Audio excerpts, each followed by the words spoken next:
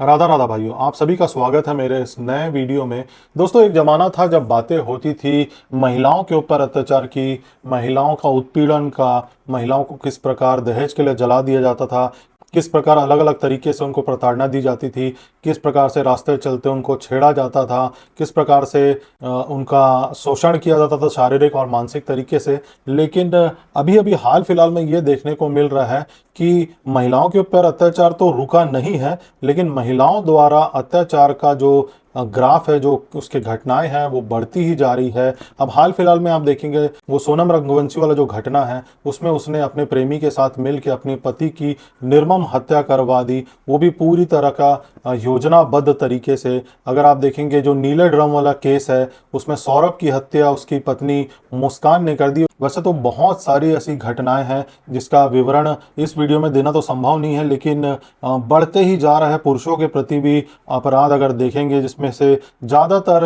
मामलों में पुरुषों की कोई भी ऐसी गलती नहीं थी जिसके वजह से किसी महिला ने उसको सजा के रूप में उसको मौत दी है। पता नहीं क्या होता जा रहा है दिमाग में लोगों के, चाहे महिला हो पुरुष हो। खासकर इस वीडियो में तो हम महिलाओं की बात करेंगे, तो ऐसा क्या होते जा रहा है, क्या उनको समझ में आ रहा है, कितनी गंभीर वो कदम उठा रहे हैं जिसके वजह से किसी की जान चले जा रही है।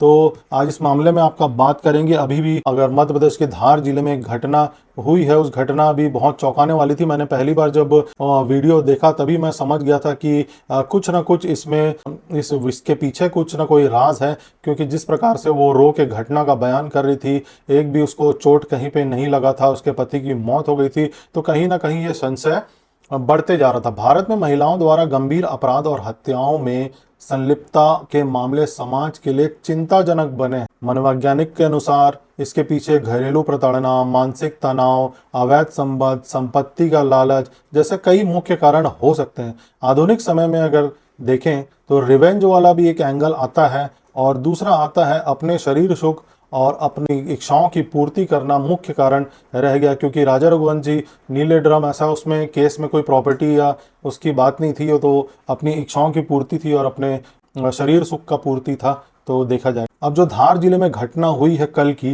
वो मैं आपको बताता हूँ विस्तार से उस कहानी के पीछे क्या राज है। दरअसल ये बात तो है बचपन की शादी से जुड़ी हुई। धार जिले में बचपन के शादी के बाद एक पत्नी को किसी और से प्यार हो गया। प्रेमी के साथ रहने के लिए उसने पत्नी की हत्या की खौफनाक साजिश रची और सोते हुए उसे मरवा दिया। इस खुलासे के बाद बेटा खोने वाला परिवार दंग है। हम सब भी दंग है सुनने वाले। उन्हें यकीन नहीं हो रहा कि उनकी बहू ऐसी थी। अभी सभी केसेस में, सभी घटनाओं में ऐसे ही मिल रहा है। मध्य प्रदेश के धार जिले में युवक की हत्या के बाद उसकी पत्नी के चेहरे से हटे नकाब ने सबको दहला दिया है। जो पत्नी पति की मौत पर बिलख बिलख कर रो रही थी, पति को वापस लौटाने की गुहार लगा रही थी, वही उसकी कातिल निकली। आरोपी पत्नी प्रियंका ने अपने प्रेमी कमलेश के साथ मिलकर पति की हत्या की साजिश रची। 1 लाख रुपए की सुपारी देकर पति देव कृष्ण की हत्या कर दी। वारदात के बाद उसने इस पूरे घटनाक्रम को लूट के लिए हत्या बताया। ये सुन के ही मुझे भी हास्यास्पद लग रहा था, लेकिन जब तक जांच नहीं होगी कुछ बोल नहीं सकता कोई। लेकिन पुलिस के सामने उसके सारे दांव पेच फेल हो गए। आइए विस्तार से जानते हैं कि इस हत्याकांड के पीछे की क्या कहानी। धार जिले के गोंदी खेड़ा चरण में रहने वाले प्रियंका पुरोहित 7 अप्रैल 2026 को पति देव कृष्ण की हत्या का केस दर्ज कराया। मतलब पत्नी ने हत्या का केस दर्ज कराया कल। पत्नी प्रियंका ने पुलिस को बताया कि अज्ञात बदमाश रात में उसके घर में घुसे, दोनों को बंधक बना लिया। विरोध करने पर बदमाशों ने धारदार हथियार से पति की हत्या कर दी। इसके बाद घर से सोना, चांदी, आभूषण और नकदी लूट कर फरार हो गए। लूटे गए माल की कीमत उसने बताया करीब 3.5 लाख रुपए। महिला ने बताया। लूट के लिए की गई हत्या को लेकर राजोद थाना पुलिस ने केस दर्ज कर जांच शुरू की। अब पुलिस के पास कोई भी केस या कोई भी शिकायत आती तो जांच तो करनी पड़ती। खासकर जो है वो है हत्या वाला मामला में बहुत तेजी दिखाना पड़ता है जब वो वायरल हो जाए। खासकर पुलिस की जांच आगे बढ़ी तो प्रियंका पुरोहित शक के घेरे में आ गई। वो अपने बयान को बार बार बदलाव कर रही थी। घर की तलाशी में पुलिस को वो गहने भी मिल गए जो चोरी हो गए बताए गए थे, और साथ ही पुलिस की टीम को मौके से ऐसे कुछ सबूत मिले जिससे साफ हो गया कि हत्यारा कोई जानने वाला ही था।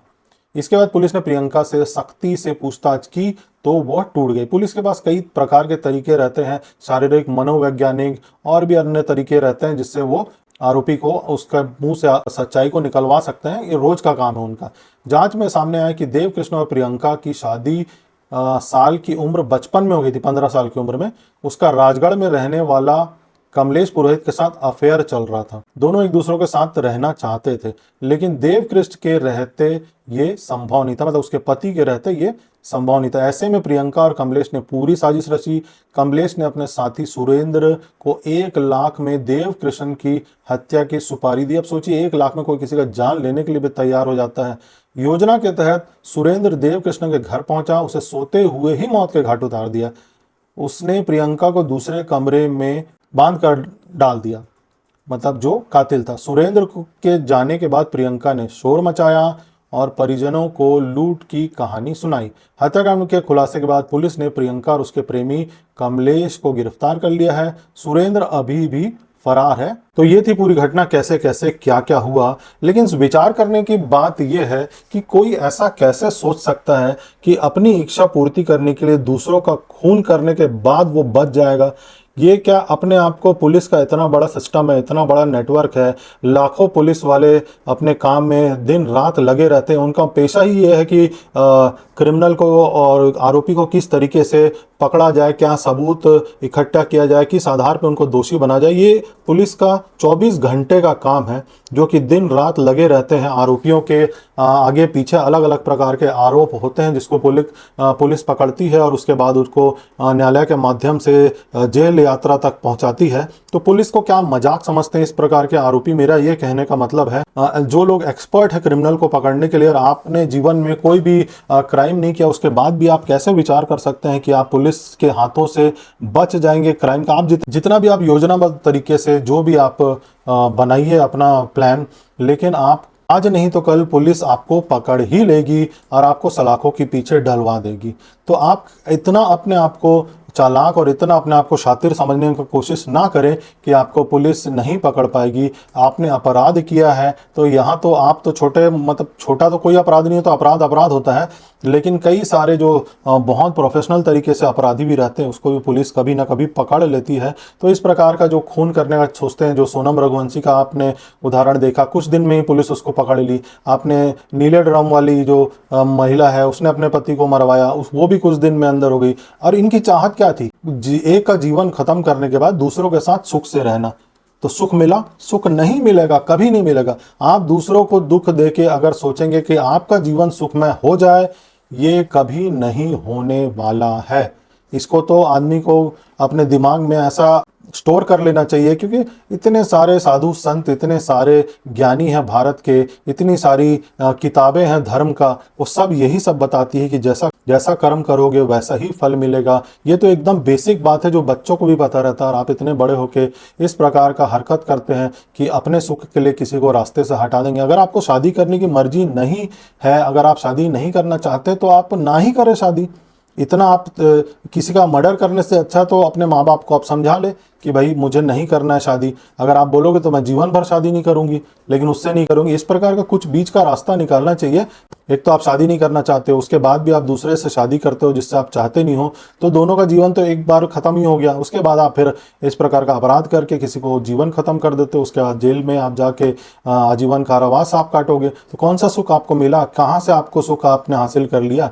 ना तो जो जीवित था उसको सुखी रहने दिया, ना आप सुखी रहेंगे, ना आपका प्रेमी सुखी रहेगा, ना जो 1 लाख रुपए का सुपारी लिया था वो भी ना सुखी रहेगा। तो ये सब मूर्खतावश चीज है। महामूर्ख लोग ही इस प्रकार की हरकत करते हैं। किसी को मारना है, किसी को रास्ते से हटाना है, तो जीवन में इंसान को ये दिमाग में बैठा लेना चाहिए, छाप लेना चाहिए। अगर नहीं समझ में आता तो हाथ में टैटू बना लेना चाहिए कि कर्म का फल मिलके ही रहेगा। अगर आप किसी को मारोगे तो आप भी मरोगे, ये तय है, प्रकृति का नियम है। आप नहीं चला रहे हो, प्रकृति चलाने वाला ऊपर बैठा हुआ है, वो सबकी जिंदगी चलाता है। अगर आप किसी को थोड़ा भी तकलीफ दोगे तो आपको उससे ज़्यादा ही तकलीफ मिलेगा।